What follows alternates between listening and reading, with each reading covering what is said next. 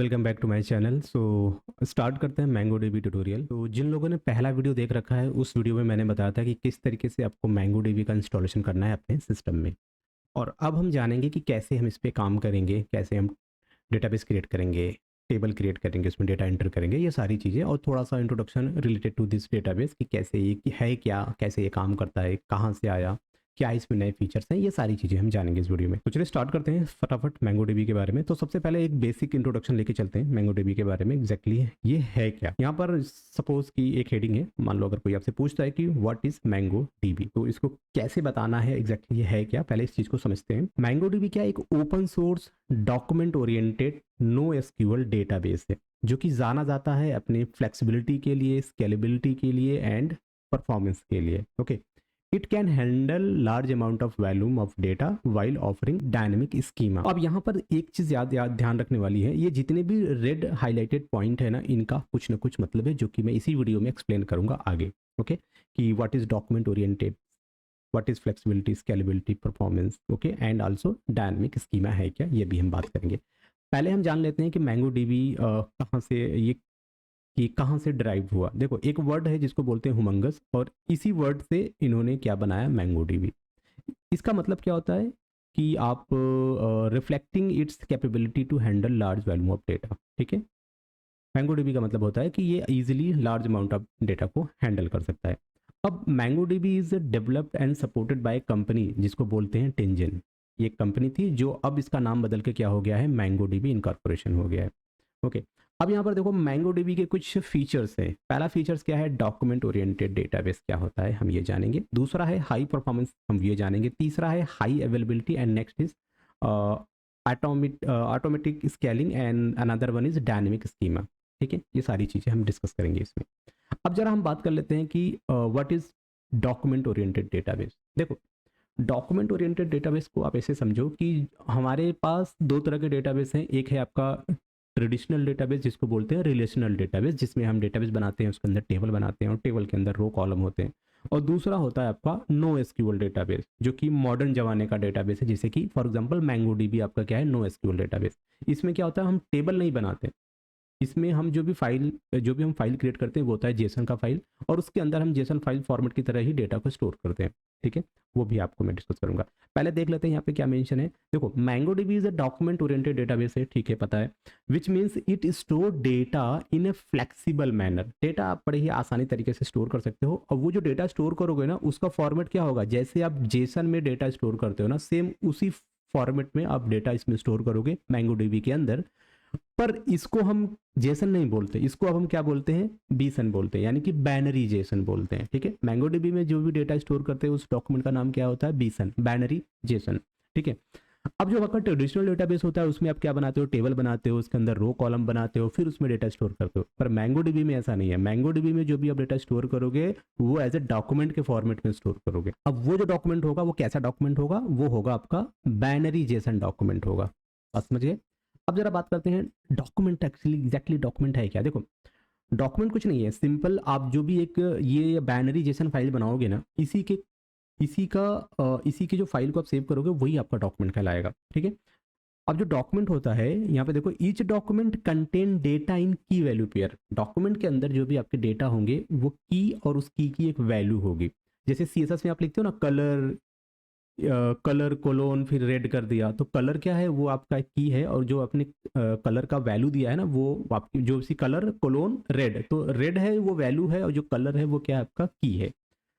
तो यहाँ पर नीचे आप देख सकते हो, जैसे कि नेम क्या है, नेम इज अ की, इस नेम की वैल्यू क्या है, जो आपने यहाँ पे डबल कोटेशन में दे रखा है। एज क्या है, एज की, और इसकी वैल्यू जो यहाँ पर आपने दे रखा है। ठीक है, मोबाइल ये की है, और इसके राइट हैंड साइड में जो भी चीज है वो उसकी वैल्यू है। ओके, तो की वैल्यू पेयर इसी को बोलते हैं। This make the database highly flexible. ठीक है, और इससे क्या है, आपका डेटाबेस फ्लेक्सिबल हो जाता है। फ्लेक्सिबल होता है, कैसे होता है वो भी जानेंगे। आगे देखते हैं। As a document can have different structure even within the same collection. Okay, अब देखो याद रखना, हमारे पास क्या है, डॉक्यूमेंट तो हम समझ गए कि भाई ये जो फॉर्मेट आप देख रहे हो नीचे, ये जो हाईलाइट कर रखा है मैंने, इसको बोलते हैं एक डॉक्यूमेंट, ये एक सिंगल डॉक्यूमेंट है। अब ऐसे ही मान लो ये एक सिंगल एम्प्लॉय का रिकॉर्ड है, ठीक है, एक एम्प्लॉई है जिसका नाम सैंडी, उसकी एज, इसका मोबाइल नंबर, ये 3 इन्फॉर्मेशन हमारे पास अवेलेबल है इस पर्टिकुलर एम्प्लॉय से रिलेटेड। अब ऐसे ही हमारे पास 10 डॉक्यूमेंट है। ठीक है, एक सिंगल डॉक्यूमेंट, फिर एक और डॉक्यूमेंट, दूसरा डॉक्यूमेंट, तीसरा डॉक्यूमेंट, ऐसे ही हमारे पास 2 से ज्यादा डॉक्यूमेंट है। तो अब डॉक्यूमेंट के कलेक्शन को क्या बोलेंगे? हम बोलेंगे कलेक्शन। ठीक है, कलेक्शन क्या है? Collection is a group of document. ठीक है, अब कलेक्शन को आप ऐसा समझो जैसे आप रिलेशनल डेटाबेस में टेबल बनाते थे। पहले डेटाबेस बनाया, डेटाबेस बन गया, डेटाबेस के अंदर क्या बनाते थे आप? टेबल। तो यहाँ पर टेबल एज अ कलेक्शन का काम करेगा, और उस कलेक्शन के अंदर ऐसे ही मल्टीपल डॉक्यूमेंट होंगे, सैकड़ों। मतलब आप मान के चलो कि एक टेबल सपोज बनाया स्टूडेंट, और उस स्टूडेंट वाले टेबल के अंदर मान लो 100 स्टूडेंट का रिकॉर्ड है। तो मैंगो डीबी में ये चीज कैसे काम करेगा? आप एक डेटाबेस बनाओगे और उसके अंदर एक कलेक्शन बनाओगे स्टूडेंट नाम का, और उस कलेक्शन के अंदर ऐसे ही सैकड़ों फाइल होंगी, जेसन या बीसन की फाइल होंगी जिसके अंदर रिकॉर्ड होगा। ठीक है, तो सिमिलर तरीका। अब यहाँ पर देखो, ध्यान रखना, हमने एक चीज आपसे यहाँ पे स्टार्टिंग में बताया था कि what is dynamic schema. Dynamic schema को आप ऐसे समझो, यहाँ पे देखो, जब भी आप ये जो आपका मैंगो डीबी डेटाबेस है, इसके अंदर आप डॉक्यूमेंट बनाते हो। ये देखो जेसन वाला डॉक्यूमेंट आपने देख लिया, मान लो ये एक जेसन फाइल है।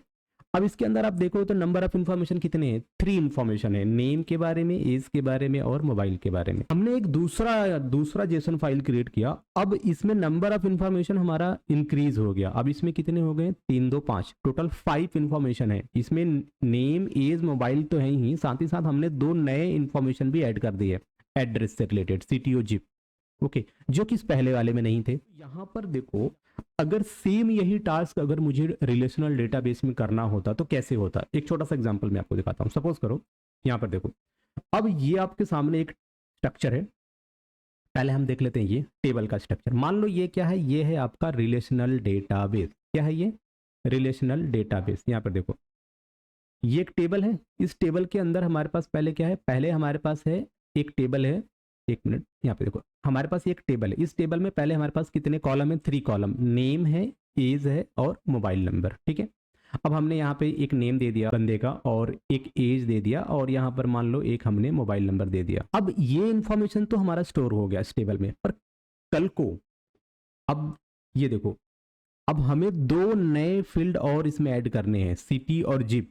तो अगर मुझे ये करना होगा ना, तो इसके लिए हमें क्या करना पड़ेगा? ये जो टेबल है ना आपके रिलेशनल डेटाबेस में, इस टेबल को मॉडिफाई करना पड़ेगा। और इसमें अभी देखो 1 2 और 3 कॉलम है, तो हमें क्या करना पड़ेगा? एक नया कॉलम फिर से ऐड करना पड़ेगा रिलेशनल डेटाबेस में। और फिर अगर कल को 4 इंफॉर्मेशन और इंक्रीज हो गए, तो हमें इस टेबल में 4 और कॉलम, नए कॉलम क्रिएट करने पड़ेंगे। पर वहीं पर अगर मैं बात करूं आपके मैंगो डीबी या फिर ऐसे डेटाबेस जो नो एसक्यूएल वाले डेटाबेस होते हैं, इनमें क्या होता है? इनमें टेबल नहीं, इनमें क्या बनता है? कलेक्शन बनता है। उसी टेबल को मैंगो डीबी के केस में हम कलेक्शन बोलते हैं। अब इसके पास एक डॉक्यूमेंट है जेसन का, ये एक दूसरा डॉक्यूमेंट है जेसन का, ये। इन दोनों डॉक्यूमेंट में नंबर ऑफ इंफॉर्मेशन आप देख सकते हो डिफरेंट है। इसमें 3 इंफॉर्मेशन है और इसमें नंबर ऑफ इंफॉर्मेशन इंक्रीज हो गया है। ठीक है, ये देख सकते हो आप। तो इसको क्या बोलते हैं कि जो भी जेसन की फाइल होती है, डॉक्यूमेंट का जो स्ट्रक्चर होता है वो डिफरेंट होता है, और इसी वजह से हम इसको क्या बोलते हैं? डायनेमिक स्कीमा बोलते हैं। ठीक है, कल को आपने एक थर्ड डॉक्यूमेंट क्रिएट किया, इसमें एक तीसरा डॉक्यूमेंट क्रिएट किया, अब जिसमें नंबर ऑफ इंफॉर्मेशन बहुत ज्यादा है, मान लो उसमें 50 इंफॉर्मेशन है। तो ऐसा तो होगा नहीं कि फिर से आपको जाके टेबल या फिर इस कलेक्शन के स्ट्रक्चर को मॉडिफाई करना पड़ेगा। नहीं, नहीं करना पड़ेगा। पर रिलेशनल डेटाबेस में अगर आपके नंबर ऑफ इंफॉर्मेशन बढ़ रहे हैं, इंक्रीज हो रहे हैं, तो आपको टेबल को भी अपडेट करना पड़ेगा। कल को आपको इसमें आधार कार्ड, पैन कार्ड और अदर बैंक डिटेल अगर आपको इंसर्ट करना पड़े टेबल में, तो आपको वो नंबर ऑफ कॉलम इंक्रीज करना पड़ेगा रिलेशनल डेटाबेस में। अब जो कि आपके इस मैंगो डीबी में ऐसा नहीं होता। वो डिपेंड करता है, आपके पास एक डॉक्यूमेंट है, आप इस डॉक्यूमेंट में फ्री हो, चाहे आप एक इन्फॉर्मेशन स्टोर करो, 50 इन्फॉर्मेशन स्टोर करो, सैकड़ों इन्फॉर्मेशन स्टोर करो, उससे कोई लेना देना नहीं है। ठीक है, तो रिलेशनल डेटाबेस में जो हम टेबल बनाते हैं और मैंगो डीबी में उसी चीज को हम कलेक्शन बोलते हैं। ठीक है, एक कलेक्शन के अंदर ऐसे ही न जाने कितने ही जेसन वाले डॉक्यूमेंट होते हैं। ठीक है, और एक डॉक्यूमेंट में एक एम्प्लॉई से रिलेटेड इंफॉर्मेशन होती है। ठीक है, एक एम्प्लॉई, फिर दूसरा ये डॉक्यूमेंट, ऐसे ही सैकड़ों डॉक्यूमेंट, नंबर ऑफ जितने एम्प्लॉई होंगे उतने नंबर ऑफ डॉक्यूमेंट क्रिएट होंगे, वो एक कलेक्शन के अंदर रहेंगे। ओके, तो आई होप कि आपको ये समझ में आ गया होगा। नेक्स्ट चलते हैं। तो यहाँ पर देखो, ये है कलेक्शन, एक डॉक्यूमेंट ये है और एक डॉक्यूमेंट ये है। इन दोनों के डॉक्यूमेंट को कलेक्शन बना लो और उस कलेक्शन को एक नाम दे दो, वो हो गया आपका कलेक्शन। ओके, नेक्स्ट चलते हैं। व्हाट इज हाई परफॉर्मेंस, समझ रहे हो? हाई परफॉर्मेंस का मतलब क्या है? देखो, ये जो मैंगो डीबी होता है ना, ये आपको ऑफर करता है या ऐसी फीचर प्रोवाइड करता है जिसकी हेल्प से आप फास्टेस्ट वे में रीड और राइट ऑपरेशन परफॉर्म कर सकते हो। ठीक है, और यही कारण है कि आप मैंगो डीबी की हेल्प से लार्ज अमाउंट ऑफ डेटा या डेटा सेट आप हैंडल कर सकते हो। इसके साथ ही साथ आपको इंडेक्सिंग का फीचर मिल जाता है, मेमोरी मैनेजमेंट या फिर इन मेमोरी प्रोसेसिंग का फीचर मिल जाता है, और डेटा श्रेडिंग या हॉरिजॉन्टल स्केलिंग का भी फीचर आपको मिल जाता है।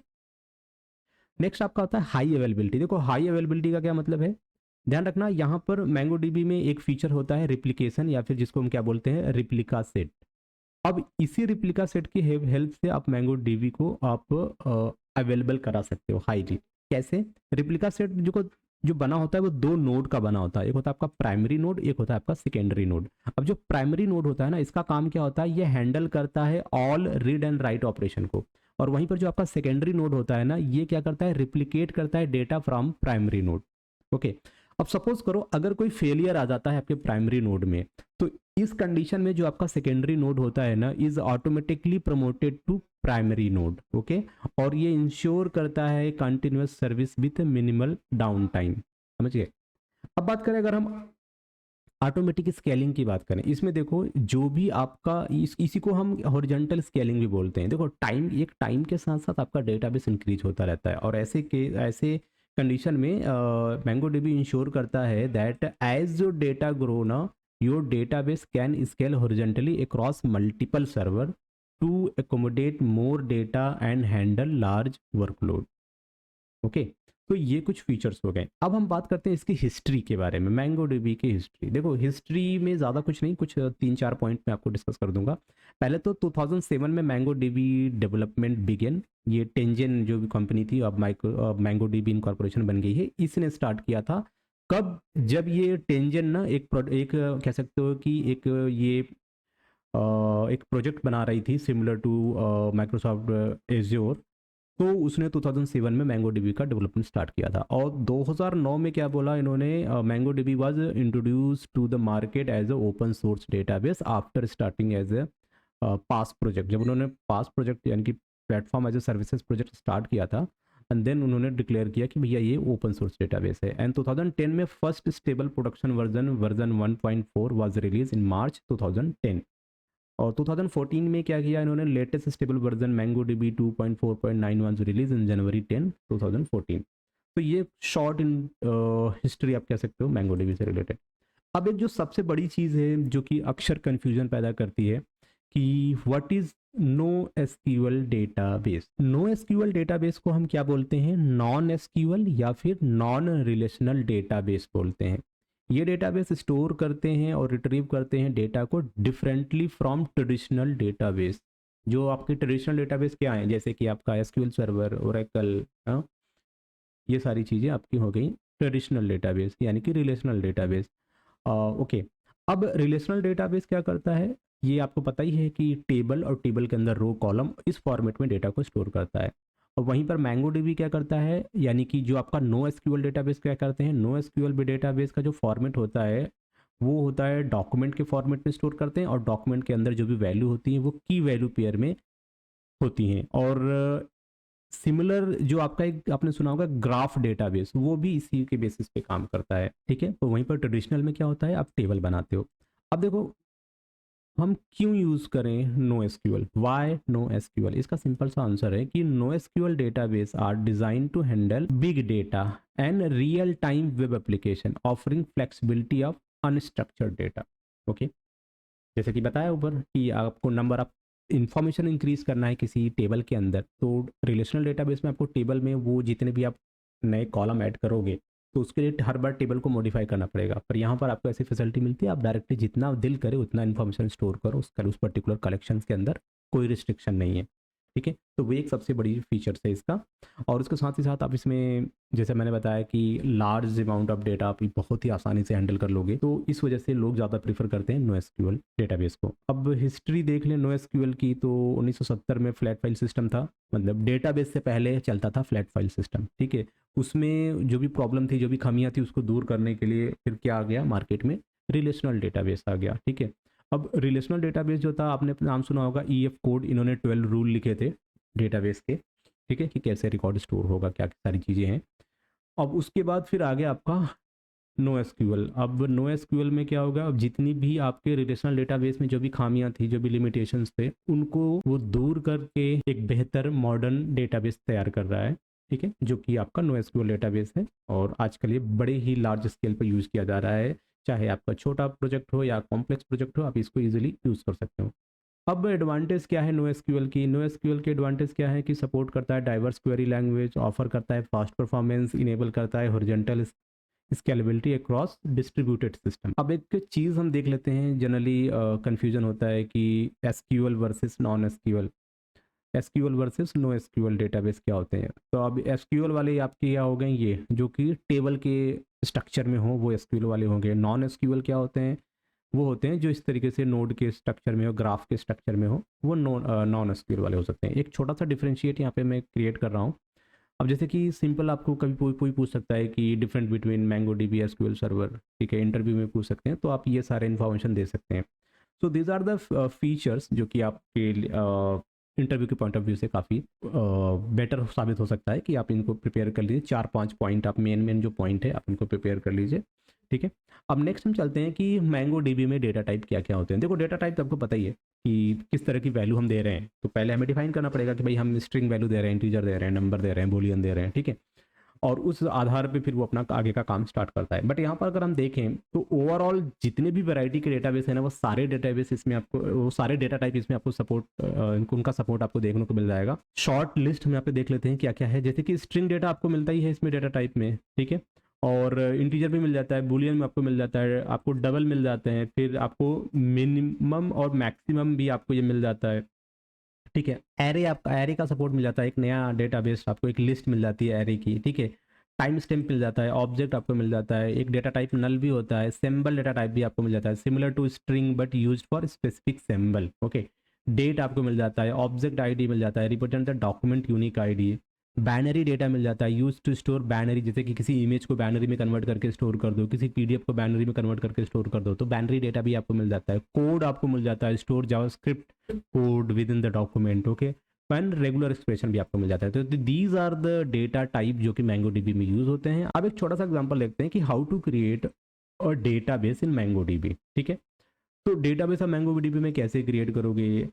सिंपल देखो तरीका क्या होता है कि जैसे हम ट्रेडिशनल डेटाबेस में क्रिएट करते हैं पहले डेटाबेस, तो वैसे यहाँ भी क्रिएट करते हैं डेटाबेस, ठीक है। In relational database, data is organise in database बनाते हो पहले, फिर उसके अंदर टेबल बनाते हो, फिर उसके अंदर रो, और फिर उसके अंदर कॉलम, रो और कॉलम, ठीक है। और फिर रो कॉलम बनेगा तो सेल बनेगा, और एक एक सेल में आप अपना जो भी डेटा होगा स्टोर करते चले जाओगे।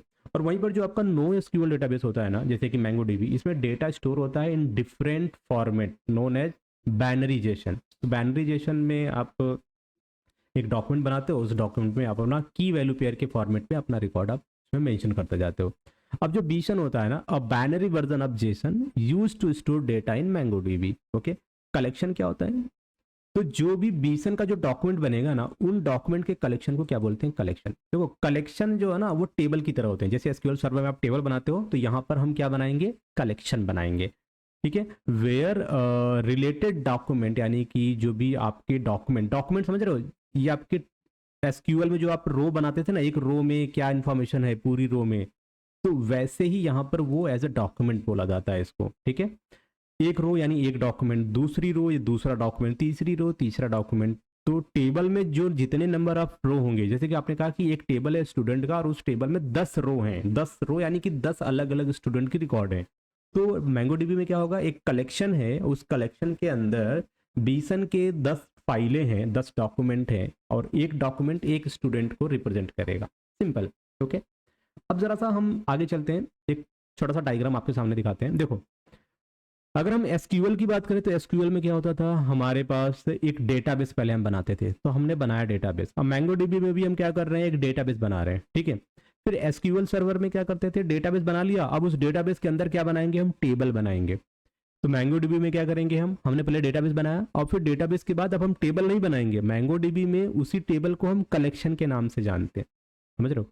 अब एसक्यूएल सर्वर में क्या हो गया, हमने टेबल तो बना लिया, अब टेबल के अंदर क्या बनेंगे, रो बनेंगे। अब एक रो में आप रिकॉर्ड इंसर्ट करना शुरू कर दोगे, रो, ठीक है, कॉलम। अब यहीं पर मैंगो डीबी में कलेक्शन बन गया। कलेक्शन क्या होता है, सेम एज अ टेबल। अब इसके अंदर हम क्या बनाएंगे, यहाँ पे रो बनता था पर यहाँ पर क्या बनाएंगे, हम डॉक्यूमेंट बनाएंगे, बाइनरी जेसन फाइल बनाएंगे, और उसमें कॉलम क्या होगा, आपके फील्ड्स होंगे जो भी आप उसमें स्टोर कर रहे हो, जैसे नेम, एज, मोबाइल नंबर, वो सब क्या हो जाएंगे, आपके फील्ड्स हो जाएंगे, ठीक है। सिमिलर टू ये आप देख रहे हो, ये एक फील्ड नेम, दूसरा फील्ड एज, तीसरा फील्ड मोबाइल, ओके। तो वैसे ही यहाँ पर चलेगा ये। अब एक और जरा सा स्ट्रक्चर देख लेते हैं। यहाँ पे देखो, ये हमने एक डेटाबेस क्रिएट किया। किसका डेटाबेस है ये, मैंगो डीबी का। अब इसके अंदर सपोज करो अगर ये स्टूडेंट, मतलब एक हम स्टूडेंट मैनेजमेंट सिस्टम का डेटाबेस बना रहे हैं। अब इसके अंदर हमें 3 क्या चाहिए, टेबल बनानी है। पर टेबल हम तो रिलेशनल में बनाते थे, ये मैंगो डीबी है तो क्या बनाएंगे, कलेक्शन। यहाँ पे देखो ये क्या है, एक कलेक्शन बना स्टूडेंट के नाम से, दूसरा कलेक्शन बना टीचर के नाम से, तीसरा कलेक्शन बना प्रोडक्ट के नाम से, समझ रहे हो। डेटाबेस इसके 3 कलेक्शन बन गए। यहाँ पर क्या लिखा है, कलेक्शन, ये प्रोडक्ट, टीचर्स और student, these are the collection. अब अगर हम स्टूडेंट कलेक्शन को देखें तो इसके अंदर एक फाइल है, यहां पर आप देख पा रहे हो, ठीक है। इसके अंदर एक फाइल है जिसमें नेम, एज, एड्रेस है। अब टीचर वाला जो कलेक्शन है इसके अंदर दो बाइनरी जेसन वाली फाइल है, ये एक ये। और जो प्रोडक्ट वाला देख लेते हैं, इसके अंदर भी 2 डॉक्यूमेंट की फाइल, 2 जेसन डॉक्यूमेंट की फाइल है, 1 और 2। तो यानी कि स्टूडेंट के अंदर सिर्फ एक रिकॉर्ड इंसर्ट, एक फाइल है तो एक रिकॉर्ड इंसर्ट है। टीचर के अंदर 2 फाइलें हैं, यानी कि 2 टीचर का इन्फॉर्मेशन स्टोर है। प्रोडक्ट के अंदर 2 फाइलें हैं, यानी कि 2 प्रोडक्ट का इन्फॉर्मेशन इसके अंदर स्टोर है। अब ये क्या है, स्कीमा लेस। स्कीमा लेस क्यों है, यहाँ पे 2 इन्फॉर्मेशन है, यहाँ पे क्या 2 फील्ड है ना, नेम और स्टॉक। और इसके अंदर देखोगे तो 3 या 4। तो इनके स्कीमा का स्ट्रक्चर कुछ भी फिक्स्ड नहीं है, ठीक है। वो अकॉर्डिंग टू फील्ड वो ऑटोमेटिकली चेंज होता रहता है। तो इसके लिए इसको क्या बोलेंगे, स्कीमा लेस, ठीक है। और एसक्यूएल सर्वर में क्या होता है, फिक्स होता है। जितने कॉलम आपने बना दिए उतने ही कॉलम की वैल्यू आप इनके उसमें स्टोर कर सकते हो। उससे ज़्यादा का कर रहा है तो फिर से आपको डेटाबेस के स्ट्रक्चर को मॉडिफाई करना पड़ेगा, ओके। तो ये छोटा सा एक ग्राफिकल रिप्रेजेंटेशन था कि कैसे क्या होगा मैंगो डीबी के अंदर। अब पहली वीडियो आपने अगर आपने देख रखी है तो कैसे डाउनलोड और इंस्टॉल करना है वो वहाँ से आप सीख जाओगे, ठीक है।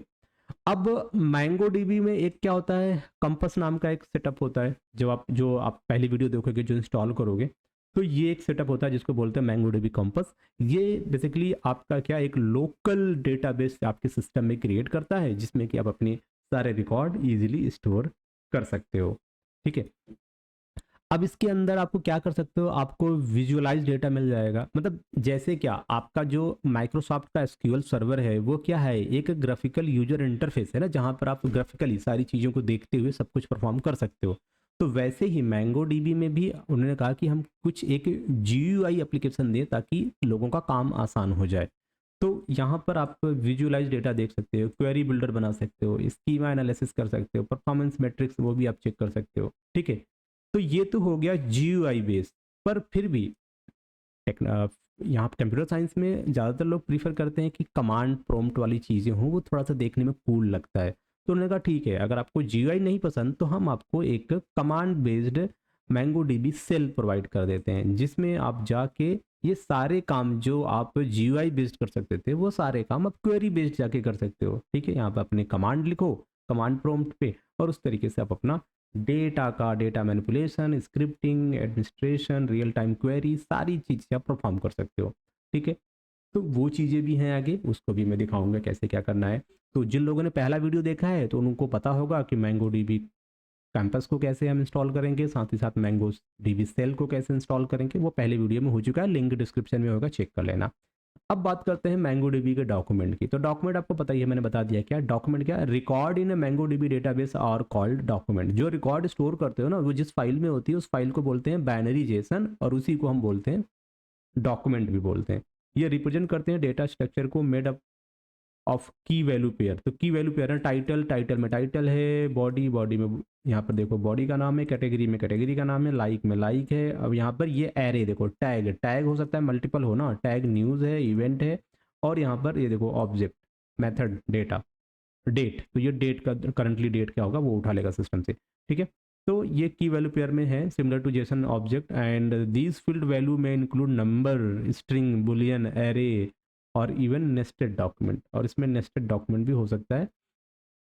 अब ये तो है मैंगो डीबी का डॉक्यूमेंट, ये इस तरीके से तैयार होता है। अब बात करते हैं कि how to create a small student database in MongoDB via command prompt. अब कमांड प्रॉम्प्ट से आपको कैसे क्रिएट करना है, तो नंबर वन कह रहा है कि भैया देखो आपको पहले तो एक मैंगो डीबी सेल आपके पास इंस्टॉल होनी चाहिए। अगर वो इंस्टॉल है और मैंगो डीबी कंपास इंस्टॉल है तो आपका काम बहुत आसान हो जाएगा। अब यहाँ पर देखो हमें क्या करना पड़ेगा, मैंगो डीबी में पहले हम डेटाबेस क्रिएट करते हैं, फिर कलेक्शन क्रिएट करते हैं, फिर कलेक्शन के अंदर डॉक्यूमेंट बनाते हैं, ये स्टेप होता है। तो सबसे पहले क्या करते हैं, एक कमांड बनाते हैं जिसकी हेल्प से हम मैंगो डीबी को स्टार्ट करेंगे। तो सबसे पहले देखो मुझे क्या करना है, पहले आप अपने कंप्यूटर में विंडो आर प्रेस करोगे, फिर यहाँ पर क्या लिखोगे, CMD लिख के इंटर मारोगे, कमांड प्रॉम्प्ट आपके सामने आ गया। आपको यहाँ पर टाइप करना है, क्या आपको टाइप करना है, मैंगो, मैंगो SH। जैसे आप SH लिखोगे ना तो थोड़ा वेट करोगे इंटर प्रेस करके, यहाँ पर देखो आपके मैंगो डीबी का डेटाबेस कनेक्टिविटी स्टार्ट हो गया, ठीक है, फर्स्ट क्लास स्टार्ट हो गया। अब सब कुछ आ गया, यहाँ पे कनेक्टेड टू आपका कनेक्शन स्टार्ट हो गया, यहाँ पर वर्जन आपको दिख जाएगा, सारी चीज़ें आपको दिख जाएंगी। अब एक बार कनेक्शन स्टेबलाइज हो जाए ना तो हमें क्या बनाना है, हमें क्रिएट करना है एक नया डेटाबेस। डेटाबेस क्रिएट करने के लिए हम क्या यूज़ करते हैं, यूजिंग, ये जो यूज़ देख रहे हो, यूज़ कीवर्ड का यूज़ करेंगे, लिखेंगे यूज़ के बाद आप जो भी डेटाबेस बना रहे हो वो आप क्रिएट कर सकते हो। तो सपोज अभी मुझे बनाना है एक डेटाबेस, क्या लिखेंगे, यहाँ पे लिखेंगे यूज़ के बाद डेटाबेस का नाम देंगे student management system DB, sorry that is DB, ठीक है। शॉर्टकट में लिखा है स्टूडेंट मैनेजमेंट सिस्टम DB से डेटाबेस। जैसे मैंने एंटर किया, अब यहाँ पर देखो स्टूडेंट मैनेजमेंट सिस्टम डेटाबेस के अंदर आप आ गए हो, ओके। नेक्स्ट क्या, यहाँ पर ये हो गया। अब आपके क्या दिस, ये ऊपर जो स्टेटमेंट है रेड हाईलाइटेड, ये आप जब चलाओगे तो ये आपको एक डेटाबेस बना के देगा, जो भी डेटाबेस का नाम आप उसके बगल में लिखोगे तो ये स्टूडेंट DB बना के लिखेगा, पर मैंने क्या बनाया है, स्टूडेंट मैनेजमेंट सिस्टम। अब हमें क्या बनाना है, टेबल बनाना है। डेटाबेस क्रिएट हो गया, टेबल बनाना है। टेबल को तो हम SQL सर्वर में टेबल बोलते थे, यहाँ पर क्या बोलेंगे, कलेक्शन बनाना है। तो कलेक्शन बनाने, कलेक्शन को कैसे बनाएंगे, देखो mango dB store data in collection which are equivalent to table in a relational database. To create collection, for example student, you can either insert a document or explicitly create the collection. देखो दो चीजें होती हैं, एक होता है कि पहले आप वो कलेक्शन बना लो फिर उसके अंदर डेटा इंसर्ट करो। दूसरी चीज क्या होती है कि पहले आप डेटा इंसर्ट करो और उसी क्वेरी में आप कलेक्शन का नाम भी डिफाइन कर दो, तो वो क्या करेगा, एक कलेक्शन क्रिएट करेगा और उस कलेक्शन में वो डेटा भी इंसर्ट कर देगा। तो ये आपके ऊपर है कि आपको कौन सा प्रीफर, कौन सा आपके लिए ज्यादा बेस्ट सुटेबल है। तो पहली क्वेरी देखो डीबी से तो डेटाबेस हो गया, इसके बाद क्या लगा है, डॉट। डॉट के बाद आपके कलेक्शन का नाम क्या है, इसको मैं ये ग्रीन कर दे रहा हूँ। कलेक्शन का नाम क्या है, स्टूडेंट, ओके। अब स्टूडेंट के अंदर क्या, इंसर्ट वन। जब आपको एक सिंगल स्टूडेंट का रिकॉर्ड इंसर्ट करना है तो क्या लिखोगे, एक मेथड है इंसर्ट वन, फिर आपको लगाना है ब्रैकेट, उसके अंदर एंगुलर ब्रैकेट, और फिर आपको की वैल्यू पेयर में, जैसे कि आपने क्या दिया, नेम, ओके, एज, और नेक्स्ट वन इज कोर्स, ठीक। ये देखो एज, नेम, कोर्स, बस आपको ये काम करना है और आपका जो रिकॉर्ड है वो स्टोर हो जाएगा। तो क्यों ना हम इसी को कॉपी कर लें, चलो ये किया कॉपी, कमांड प्रॉम्प्ट पे आ गए और यहाँ पे लाके हम पेस्ट कर पाएंगे। ये देखो पेस्ट हो गया। क्या लिखा मैंने लिखा डीबी। अब जो हम कलेक्शन बना रहे हैं उसका नाम क्या है, स्टूडेंट। इसके अंदर इंसर्ट कर रहे हैं, क्या इंसर्ट कर रहे हैं, एक बंदे को। अब यहाँ पर मुझे लग रहा है कि इसका नाम अगर मैं चेंज कर दूं, अब जैसे मैं इंटर प्रेस करूंगा तो आप देखोगे ये आपको क्या दिखाएगा, ट्रू, एक्नॉलेज ट्रू। इसका मतलब ये रिकॉर्ड इंसर्ट हो गई हमारे डेटाबेस के अंदर। कौन सा डेटाबेस, डेटाबेस का नाम है SMSDB, इसके अंदर कलेक्शन बना क्या, स्टूडेंट्स, इसके अंदर हमारा एक डेटाबेस, एक रिकॉर्ड स्टोर हो गया, एक कह सकते हो चाहे स्टूडेंट का, ठीक है। अब this create the student collection and insert one document. तो बेसिकली हमने क्या किया, एक कलेक्शन बनाया, उसके अंदर हमने एक डॉक्यूमेंट यानी एक पूरी रो, समझ रहे हो, एक रो, एक स्टूडेंट का रिकॉर्ड हमने स्टोर कर दिया। तो ये एक तरीका था। अब दूसरा तरीका क्या है कि ये तरीका था कि आपने क्या बनाया, डॉक्यूमेंट भी बनाया और उसी टाइम पे आपने क्या किया, एक रिकॉर्ड भी स्टोर कर दिया, मतलब एक कलेक्शन बनाया और उसी टाइम पे आपने रिकॉर्ड भी स्टोर कर दिया। अब दूसरा क्या है कि नहीं, पहले मुझे कलेक्शन बनाना है और फिर उसके अंदर मैं बाद में रिकॉर्ड इंसर्ट करूंगा। तो उसके लिए सिंपल लिखो डीबी डॉट क्रिएट कलेक्शन, ठीक है, और उसके बाद जो भी कलेक्शन बनाना चाहते हो, जो भी नाम हो उसका नाम दे सकते हो, ठीक है। तो इस तरीके से ये भी हो सकता है। अब इंसर्ट की बात आ रही, तो इंसर्ट के केस में एक तो ये तरीका है इंसर्ट करने का, ठीक है, और एक दूसरा तरीका क्या है, एक दूसरा तरीका ये है डीबी इंसर्ट वन, तो ये आप इंसर्ट कर सकते हो।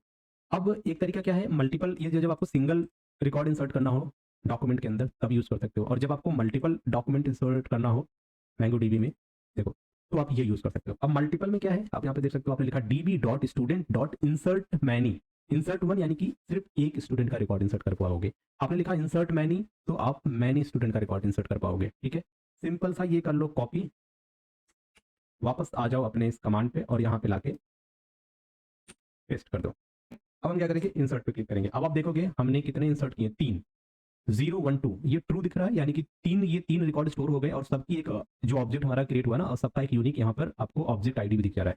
तो अभी तक हमने 3 ये और एक ऊपर 4, टोटल 4 डॉक्यूमेंट कह लो कि 4 डॉक्यूमेंट या 4 रो हमने इंसर्ट कर दिया इस कलेक्शन के अंदर। तो ये आप समझ गए कि कैसे इंसर्ट वन काम करता है। जब आपको एक डॉक्यूमेंट स्टोर करना हो, जब आपको मल्टीपल डॉक्यूमेंट स्टोर करना हो, तो ये आपका एक डॉक्यूमेंट हो गया, ये दूसरा डॉक्यूमेंट, ये तीसरा डॉक्यूमेंट, या रो भी बोल सकते हो। ठीक है, अब कैसे व्यू करेंगे रिकॉर्ड को, रिकॉर्ड को व्यू करना मैंगो डीबी में कैसे करना है, तो पहले लिखोगे डीबी, फिर आपका उस कलेक्शन का नाम, डॉट फाइंड, फाइंड के बाद डॉट प्रीटी। प्रीटी क्या है, प्रीटी एक फंक्शन है, format the output for better readability. बस समझ रहे हो, ये देखो। अब इसी चीज को हम यूज करेंगे, कैसे यूज करेंगे, ठीक है, यहाँ पे लिखो डीबी डॉट आपके कलेक्शन का नाम, डॉट फाइंड, मेथड है डॉट प्रीटी। ये अब इंटर प्रेस कर दो। जैसे आपने इंटर प्रेस किया, तो जिस वे में आपने देखो दिया था ना, अब इसके अंदर आप देख पा रहे हो क्या, आईडी, तो ये हो गई आईडी, ऑब्जेक्ट की आईडी। इसमें हमने क्या दिया था, नेम, नेम मिल गया, एज और कोर्स मिल गया। दूसरा देखो नेम राजेश, एज और कोर्स मिल गया। यहाँ पर देखो तीसरा राहुल, एज और कोर्स। चौथा रवि और एज और कोर्स। ठीक है, तो इस तरीके से आप क्या कर पा रहे हो, अभी आपने ऊपर स्टोर किया था और अभी आप ये रिकॉर्ड यहाँ पे देख पा रहे हो। ठीक है, तो ये देखो इस तरीके से आप यहाँ पे देख सकते हो। ओके, तो ये एक शॉर्ट कमांड है कैसे आपको रिकॉर्ड क्रिएट करना है, कलेक्शन डॉक्यूमेंट इंसर्ट करना है, व्यू करना है। ठीक है, अब यहाँ पर एक कमांड क्या है, शो ऑल डेटाबेस। अब जितने भी डेटाबेस है सारे डेटाबेस हमें शो करने हैं। तो यहाँ पर क्या है, यहाँ पर है शो डीबीएस। वापस आ जाओ, यहाँ पे क्या लिखोगे, शो डीबीएस। ये देखो आया क्या, कहाँ लिखा हमने शो डीबीएस, कहाँ लिखा, यहाँ पे देखो। अब एक तो स्टूडेंट डीबी है हमने अभी क्रिएट किया, एक बना है आपका स्टूडेंट डीबी करके, ये पहले मैं बना चुका था। एक एडमिन करके डिफॉल्ट है, कॉन्फ़िग करके ये भी डिफॉल्ट है डेटाबेस, और एक लोकल करके ये भी डिफॉल्ट डेटाबेस है। और जो अभी हमने बनाया वो क्या है, एसएमएस डीबी। तो इस तरीके से आप यहाँ पे ये सारी चीजें बना सकते हो। अब यहाँ पे क्या करें, क्रिएट अ न्यू डेटाबेस जिसका नाम क्या होगा, ब्लॉग। चलो अब एक नया डेटाबेस बनाते हैं जिसका नाम क्या होगा, ब्लॉग। तो बनाने के लिए क्या यूज करते हैं, हमने लिखा यूज कीवर्ड। ठीक है, यूज। अब यूज के बाद जो भी आप बना रहे हो, तो मैंने कहा ब्लॉग का बी कैपिटल कर देते हैं, ये देखो ब्लॉग। यहाँ पे टाइप किया ब्लॉग, जैसे मैंने इंटर प्रेस किया तो कहाँ हूँ मैं, ब्लॉग के अंदर आ गए। अब मुझे क्या करना है, ब्लॉग के अंदर मुझे फिर से क्रिएट करना है। यहाँ पे देखो क्रिएट करना है कलेक्शन। कौन सा कलेक्शन क्रिएट करना है, कलेक्शन क्रिएट करने के लिए मैंने आपको क्या बताया था, डीबी डॉट क्रिएट कलेक्शन, और ब्रैकेट के अंदर आपको कलेक्शन का नाम यहाँ पे इंसर्ट करना है। कैसे इंसर्ट करना है, जैसे कि यहाँ पे बताया, ये देखो डीबी डॉट क्रिएट कलेक्शन, और उसके अंदर क्या बनाओगे, ये आपका कलेक्शन बना देगा। और अगर आप ये वाला फॉर्मेट यूज करोगे तो क्या करेगा, पहले वो देखेगा कि स्टूडेंट कनेक्शन, ये स्टूडेंट कलेक्शन है कि नहीं। अगर है तो उसमें वो ये वाला रिकॉर्ड इंसर्ट कर देगा, अगर नहीं है तो वो क्या क्रिएट कर देगा, देन उसमें वो इंसर्ट करेगा। ठीक है, तो सिमिलर अभी हम यहाँ पर अब इसमें हमें क्या करना है, अब इसमें हमें क्रिएट करना है एक कलेक्शन। अब कैसे क्रिएट करेंगे कलेक्शन, तो पहला कलेक्शन हम बनाएंगे पोस्ट के नाम से। ठीक है, तो यहाँ पर आ जाओ और हम बना लेते हैं यहाँ पे dB dot create, create collection. Okay, bracket इसके अंदर कोटेशन। अब कलेक्शन का नाम क्या होगा, पोस्ट।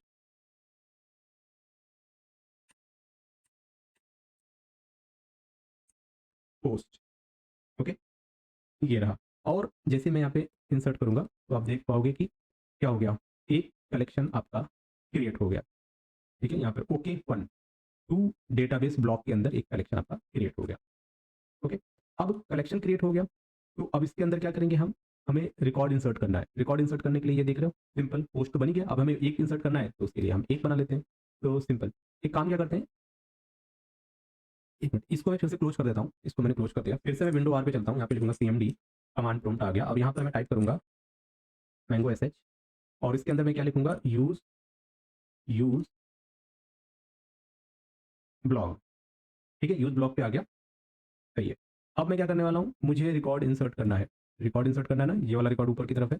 तो क्या लिखोगे यहाँ पे, रिकॉर्ड इंसर्ट करने के लिए लिखना है डीबी डॉट, अब आपका जो भी कलेक्शन, कलेक्शन क्या था, पोस्ट, डॉट क्या करना है, इंसर्ट करना है। कितना करना है, अभी तो एक ही करना है, तो 1 लिख दिया, फिर ये ब्रैकेट लगा दिया, इसके अंदर करली ब्रैकेट लगा दिया। अब इसके अंदर हम क्या क्या रखेंगे फील्ड, पहला फील्ड होगा टाइटल कोलोन, और जो टाइटल होगा मान लो कि फर्स्ट पोस्ट, कॉमा दे दो। दूसरा हो जाएगा आपका कंटेंट, इसके अंदर क्या लिखेंगे हम, तो this is my first post, okay, comma. इसके बाद हम लिखेंगे ऑथर, ऑथर कौन हो जाएगा, यहाँ पर हमने दे दिया, ओके। फिर इसके बाद क्या करेंगे, कर्ली ब्रैकेट बंद करना है और फिर ये ब्रैकेट बंद करना है। एक इन्फॉर्मेशन स्टोर कर रहे हैं, ये देखो ट्रू आ गया, एक्नॉलेजमेंट ट्रू, यानी कि अब आपने इसके अंदर क्या कर दिया, एक इन्फॉर्मेशन स्टोर कर दिया, ठीक है। बस आपको नोट्स को फॉलो करना है, आप इजीली स्टोर कर पाओगे। तो यहाँ पर जो आपका पोस्ट वाला था कलेक्शन, इसके अंदर आपने एक रिकॉर्ड इंसर्ट कर दिया। मैनी के लिए क्या करोगे, बस यहीं पर जहाँ पर आपने इंसर्ट वन लिखा है इसी की जगह पे इंसर्ट मैनी कर देना बस। और फिर यहाँ पर जैसे कि ये देखो कर्ली ब्रैकेट वाला है ना, curly bracket one, curly bracket two, इसी तरीके से आप मल्टीपल चीजें आप इसमें स्टोर कर सकते हो, ठीक है। नेक्स्ट क्या है आपका, इंसर्ट डॉक्यूमेंट इन मैंगोडीबी। तो अब हम चलते हैं इंसर्ट डॉक्यूमेंट इन मैंगोडीबी की तरफ। तो हमने सीखा क्या, इंसर्ट मेथड कैसे काम करता है जब आपको सिर्फ एक रिकॉर्ड इंसर्ट करना हो, तो उससे आप इसकी हेल्प से कर सकते हो। मैंने ऑलरेडी आपको दिखा दिया कि कैसे आपका रिकॉर्ड इसमें स्टोर होगा। तो अभी दिखा तो दिया, अभी क्या करते हैं, इसको शो करने वाला चीज मैंने क्या बताया था, ऊपर मैंने दिखाया था शो कैसे करना है। तो सबसे पहले क्या लिखोगे, डीबी लिखो, डॉट के बाद आपको उस कलेक्शन का नाम देना है, क्या नाम था उसका, पोस्ट, डॉट के बाद क्या था, फाइंड, और फाइंड के बाद क्या था, प्रीटी नाम का एक मेथड था। जैसे आप इसको स्टोर आप इंटर करोगे ना, तो यहाँ पर देखो ये आपका आ गया, टाइटल क्या था, कंटेंट क्या था, ऑथर क्या था, ये सारा इन्फॉर्मेशन ये रिकॉर्ड आपको शो हो गया। उस तरीके से दूसरा मेथड है insert many. Insert many method allow you to insert multiple document in MongoDB. ये होता है एरे के फॉर्मेट में होता है, ठीक है। अब जैसे कि आपने लिखा डीबी कलेक्शन नेम डॉट किस इंसर्ट करना है, मैनी, इंसर्ट मैनी, फिर document one, document two, document three, इसे स्टोर करते चलो। जैसे एक तरीका क्या है, ये पोस्ट के अंदर हम ये स्टोर कर रहे हैं, ठीक है, ये देख लो ये। अब यहाँ से देखो ये है आपका एक डॉक्यूमेंट, कॉमा, फिर ये है आपका दूसरा डॉक्यूमेंट, कॉमा लग गया, फिर ये क्या है आपका तीसरा डॉक्यूमेंट, कॉमा। तो इस तरीके से आप मल्टीपल डॉक्यूमेंट आप स्टोर कर सकते हो। तो चलो इसको कॉपी कर लेते हैं, देखते हैं क्या ये यहाँ पे पेस्ट हो पाएगा। इसको किया कॉपी, राइट क्लिक करो, ये कर लिया कॉपी, वापस आएंगे मैंगो डीबी पे और यहाँ पे ये देखो अभी मैंने क्या किया, सिंपल मैंने पेस्ट कर दिया पूरा का पूरा रिकॉर्ड, किधर किधर किधर किया किधर किया किधर किया, एक मिनट। और इसने वन टू थ्री, थ्री इसने, मतलब मैंने जब पेस्ट किया अब वो ऑटोमेटिकली पेस्ट होते ही वो इंटर प्रेस हो गया। और फिर उसने क्या किया, ये तीनों रिकॉर्ड को 0 1 2 ये तीनों सेव कर लिया। अब मुझे देखना है, देखने के लिए क्या करूंगा मैं, डीबी डॉट कलेक्शन का नाम, post dot find dot pretty, ये मेथड यूज करो, इंसर्ट पे क्लिक करो। अभी कितना रिकॉर्ड है इसके अंदर ये सब आपको दिख जाएगा। तो मैंने यहाँ पर ये मेथड इंटर किया, आप देखो पहला है आपका टाइटल फर्स्ट पोस्ट, दूसरा आपका पोस्ट टाइटल 2, तीसरा पोस्ट टाइटल 3, चौथा पोस्ट टाइटल 4। तो ये अभी टोटल 4 रिकॉर्ड आपके इस डेटाबेस में स्टोर हो गए, ठीक है, ये सब कुछ स्टोर हो गया इसमें। अब MongoDB find data using mongosh, तो अभी तो ये हम यही यूज कर रहे थे ना, मैंगो सीएच यूज कर रहे थे, विंडोज में यूज कर रहा हूँ तो उसमें वही है। अब क्या होगा अगर हम सिर्फ फाइंड मेथड को यूज करें, तो फाइंड मेथड जो होता है use to retrieve multiple document from a collection, ठीक है। If no query object is provided it will return all document. तो चलो एक बार देखते हैं क्या होगा फाइंड को अगर मैं यूज करूंगा। तो सिंपली मैं लिखूंगा डीबी डॉट आपके कलेक्शन का नाम डॉट फाइंड, ये लिखा, इंटर कर दिया। तो बस वैसे ही है जैसा ऊपर आपको रिकॉर्ड दिख रहा था वो ऐसा ही आपको रिकॉर्ड यहाँ पे दिख रहा है, सारे रिकॉर्ड आपको दिख जाएंगे इसमें, ओके। और जब आप प्रीटी यूज करोगे तो वो सिर्फ उसको रीस्ट्रक्चर कर देगा थोड़ा सा, ठीक है। अब यहाँ पर फाइंड हो गया, फाइंड तो ठीक है कर लिया। अब एक मेथड है फाइंड वन, अगर आपको सिर्फ एक डॉक्यूमेंट सर्च करना है, ठीक है। This method return only one document, if a query is provided it return the first document that match the query, if no query is provided it return the first document in the collection, ठीक है। अब जैसे कि अगर मैं लिखूं यहाँ पे dB collection name dot find one अब क्वेरी ऑब्जेक्ट, तो अभी मैंने क्या लिखा, अभी यहाँ पे मैंने क्या लिखा, फाइंड लिखा था डीबी पोस्ट डॉट फाइंड, पर अभी मुझे क्या लिखना है, फाइंड वन। तो अगर मैं फाइंड वन लिखूंगा तो जो मेरा पहला जो है ना बाय डिफॉल्ट जो मेरा पहला पोस्ट है ये टाइटल पोस्ट फर्स्ट पोस्ट ये शो होगा। तो ये करके देख लेते हैं। तो क्या लिखना है आपको, डीबी डॉट, यहाँ पर आपको लिखना है आपके कलेक्शन का नाम डॉट, क्या लिखना है आपको, फाइंड, और फिर वन का ओ कैपिटल रखिएगा, ठीक है। तो यहाँ पे ओ वन और ये ब्रैकेट लगाना मेथड का, इस पर क्लिक करना। तो आप देखोगे आपके पूरे कलेक्शन में से फाइंड क्या करता है, फाइंड मेथड सारा रिकॉर्ड दिखा देगा। फाइंड वन करोगे तो जो कलेक्शन का जो सबसे पहला रिकॉर्ड होगा वो आपको दिखा देगा, ठीक है। तो फाइंड वन से वो हो गया। पर अगर इसके अंदर कोई क्वेरी होती, कुछ आप मेंशन कर देते जिसका नाम समथिंग हो या जिसका, ठीक है, कैटेगरी कुछ हुआ, जैसे यहाँ पे देखो क्या यहाँ पे इन्होंने बोला कि भाई find post dot find DB dot post dot find category colon news, ठीक है, इन्होंने लिखा कैटेगरी कोलोन न्यूज। अब ऊपर देखते हैं कि कैटेगरी टैग है ना, देखो न्यूज, तो मुझे सिर्फ वो चाहिए। टेक्नोलॉजी है, टेक्नोलॉजी चाहिए। इवेंट है तो इवेंट। अब जैसे मुझे चाहिए टेक्नोलॉजी चाहिए, सेम क्वेरी है, अब मुझे न्यूज़ की जगह पे मैं क्या करूंगा, टेक्नोलॉजी चाहिए, ठीक है। देखते हैं, सिंपल टाइप करो यहाँ पे डीबी डॉट क्या लिखेंगे, हमारे पास क्या है, कलेक्शन का नाम है पोस्ट डॉट फाइंड, ब्रैकेट लगा दो या ऐसे करो, इसके अंदर कोटेशन लिखो। अब आपके पास क्या है, sorry not a person, category लिखो पहले, ठीक है। तो एक मिनट, ब्रैकेट के बाद कर्ली ब्रैकेट भी लगेगा, याद रखना, क्योंकि हो सकता है कि आप इसमें मल्टीपल क्वेरी पास करो ना। तो क्या लिखेंगे, पहले हम लिखेंगे कैटेगरी। अब कैटेगरी कोलोन ब्रैकेट लगाओ, मेरी जो कैटेगरी है ये कैटेगरी अभी के लिए मान लो हम कौन सी कैटेगरी, एक कैटेगरी है इवेंट की, चलो अभी हम ये कैटेगरी दे रहे हैं, इंटर कर दिया।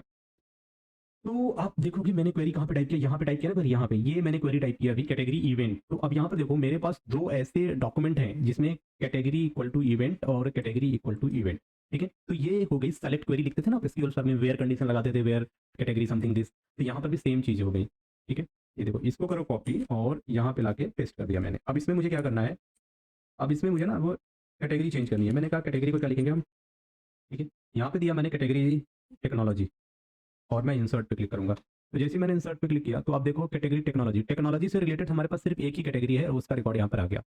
तो इसकी हेल्प से आप क्या कर पाओगे, रिकॉर्ड को सर्च कर पाओगे, ठीक है। क्वेरी डेटा हो गया।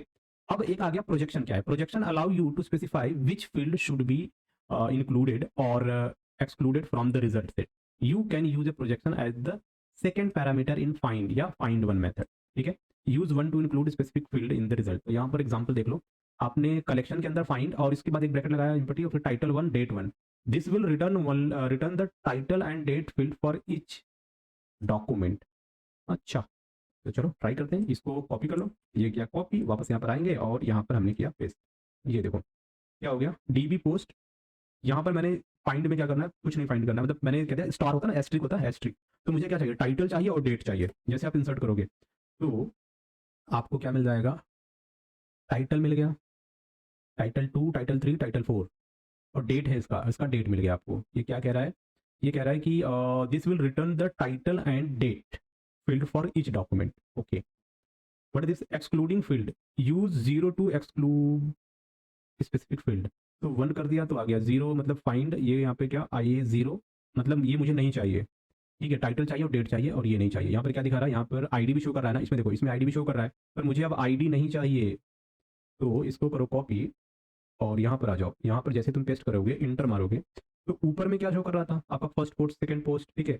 और यहाँ पर क्या दिखा रहा था, ये देखो थे ना, फर्स्ट पोस्ट है ना, फर्स्ट पोस्ट, फिर टाइटल डेट। वैसे ही यहाँ पर देखो ये first post, title date, first post, title date, है ना, ये सारी चीज़ें। मुझे डेट नहीं चाहिए, सपोज मैं इसमें क्या करता हूँ, डेट को भी जीरो कर देता हूँ। अब मुझे डेट नहीं चाहिए तो क्या करूँगा, इस क्वेरी को कॉपी करो अगेन, कॉपी, वापस से यहाँ पर आ जाओ और यहाँ पर सिंपली पेस्ट कर दो। अब ये क्या करेगा, सिर्फ और सिर्फ टाइटल देगा।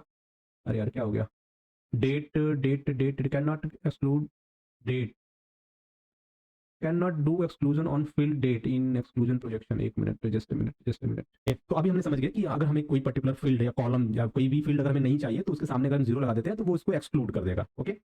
और बाकी आपको पता ही है, जो जो चाहिए उसके सामने वन लगा देना तो वो चीज़ आपको प्रिंट कर देगा। और रेड हाईलाइट कर देते हैं ना, देखो क्या कह रहा है ये, you can not mix zero और one in the same projection object except for the ID. ID को छोड़ के बाकी और अदर फील्ड में आप जीरो वन का कॉम्बिनेशन नहीं कर सकते। बस यही तक था इस वीडियो में कि मैंने क्या बताया आपको, इंसर्ट कैसे, डेटाबेस कैसे क्रिएट करना है, इंसर्ट कैसे करना है और सेलेक्ट कैसे करना है, ये सारी चीज़ें हमने आज इस वीडियो में सीखा। आई होप कि आपको मैंगो डीबी में काफ़ी कुछ सीखने को मिल जाएगा। नेक्स्ट वीडियो में हम जानेंगे कि कैसे अपडेशन होगा, डिलीशन होगा और उस पर क्वेरी कैसे लिखेंगे हम, कॉम्प्लेक्स क्वेरी। वेयर वाले कंडीशन का एक तो बता रखा है कैटेगरी जो अभी हमने किया था, ठीक है। बट आने वाले वीडियो में हम और भी चीज़ जानेंगे क्या है इसमें, कैसे हम सेलेक्शंस करेंगे, ज्वाइनिंग का कॉन्सेप्ट कैसे करेंगे, ठीक है। वो सारी चीज़ें करेंगे मैंगो डीबी में। तो अगर अभी तक आपको वीडियो पसंद आया तो please don't forget to subscribe my channel. और ये जो नोट्स है ना, ये आपको मेरे टेलीग्राम पे मिल जाएगा, लिंक मैं डिस्क्रिप्शन में दे दूंगा, जाके देख लेना। ये बहुत ही अच्छा वीडियो बताते हैं, ये फिनिश, तो एक बार डिस्क्रिप्शन चेक देख लेना, आपको जरूरी रिसोर्स वहाँ से मिल जाएंगे। और वीडियो कैसा लगा कमेंट पे आप मुझे जरूर बताना और मिलते हैं तब तक के लिए, टेक केयर, बाय बाय।